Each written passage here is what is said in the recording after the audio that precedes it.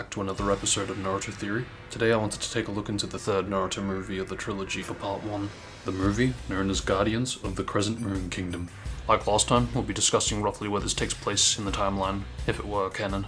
Like movie 2, this is a bit more cohesive with the timeline. Naruto does have the Rasengan, and like last time, Sasuke is nowhere to be seen. And I do like that they allude to it in the credits, having both Naruto and Sakura on a branch, kind of just looking off to the distance. I always got the impression that they were thinking of Sasuke in that moment. But just like the last movie, on a technical level, this movie could take place during the hiatus of filler content that the show decided to stick to when it caught up with the source material. Obviously, since this is movie 3, you would want to watch this after movie 2, unlike me who had no idea which movie was number 2 or 3 back then. To my defense though, if you were to watch movie 3 then movie 2, nothing major really does change in the timeline, so you could technically get away with it if for whatever reason you were to approach it that way. The only thing that might work against or toward it is the previously mentioned Shikamaru Chunin vest from Stone of Galel. Although one thing I meant to mention the last time was that when Naruto recalls his friends toward the end of the movie before he opposes Haider, everyone that isn't Shikamaru that does have a Chunin vest also does have this slightly modified design, so it wasn't just a Shikamaru only thing. Still, make of that what you will though, but the main thing is to watch these two movies during the anime's post-Sasuke era. Time and time again I'm reminded that after episode 196 is usually a good spot for Crescent Moon Kingdom, and after 160 for movie 2. Some might be wondering if there's a specific reason behind it. Honestly, I'm still trying to answer that question myself. Post 160 for movie 2 and post 196 for movie 3. I believe those numbers are specifically chosen because the air dates of those episodes were in line with when the movies actually released. Speaking of which, happy anniversary. But this is still just my guess to why those numbers are chosen. It's still speculation. There really is no set episode for where the two movies after movie 1 are meant to take place, so long as it's after Sasuke leaves, somewhere post 135 and 160. With that all said and done, I would actually like to draw your attention to a bit of a design choice with the goat Rock Lee.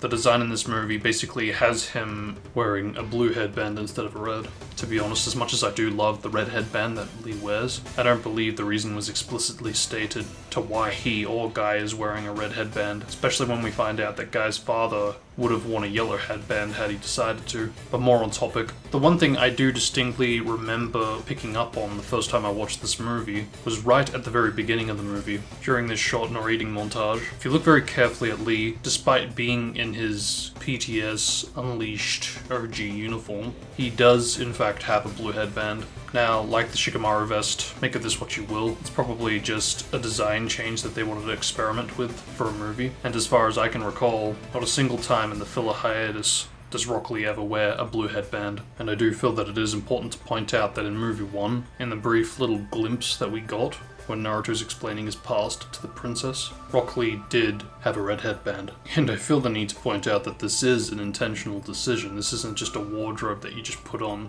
They made the choice to have it red in the final version and blue in the final version of this movie.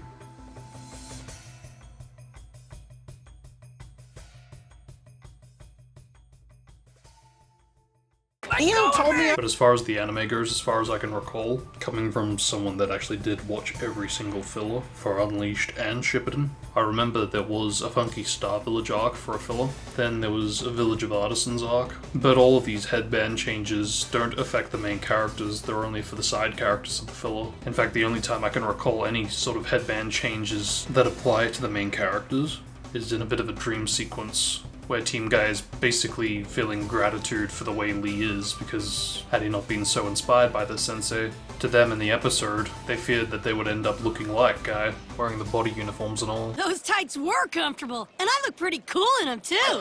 Yeah, I bet you did. Yes, it's true. If Lee weren't here. To youth! To effort! And here's to the chicken that crossed the road! Yeah, minus that comical moment, there really is no other time I can think of that has a headband change. and for Lee. And unlike the Chunin vest for Shikamaru in the last movie, like I said, that did affect everyone else that also had a Chunin vest, whereas this time around, minus Guy Sensei, who we don't even see a blue headband for, thanks to Lee, makes it hard to tell whether or not it was a design change specifically for the movie, or if the intention was for Lee to actually go through a little wardrobe change, because if it is the latter, the way I view it is that there's more leadway to placing it somewhere in the timeline, even during the massive non-canon filler arcs. Of course, we could also take the seasons into consideration, and I do mean the summer kind. They do refer to them as the summer uniforms for a reason. Oh, shut up, Naruto!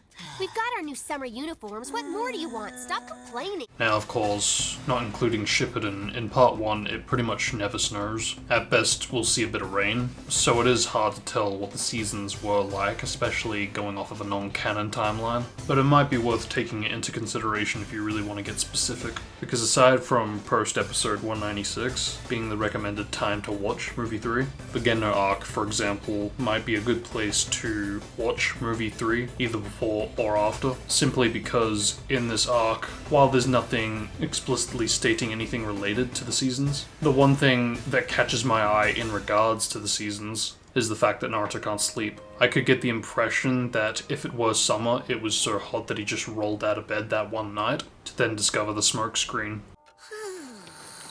Oh, my head.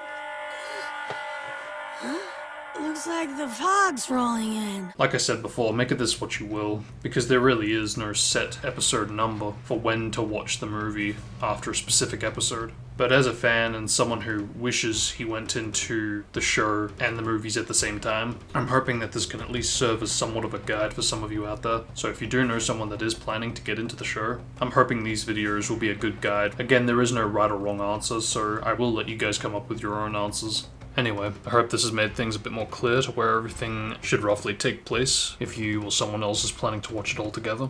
Thank you so much for watching, hope you all enjoyed. Definitely like, comment, and subscribe. Depending on the reception of this video, I might do the Shippuden movies, but you guys are going to have to let me know if you'd like to see that. But speaking of reception, I want to thank you guys so much for the amount of attention and positivity that has been coming my way for the recent post I made. Compared to pretty much any other video I did, I barely did anything. I only put 2 lines from the English dub in and a translated text at the end, because otherwise the rest is their video, but it really kind of blew up and I'm really appreciative of it. So thank you so much for that, it really does mean a lot to me. Until next time, have a good one. And remember, in the ninja world, those who break the rules are scum, but those that abandon even one of their friends are worse than scum. Later.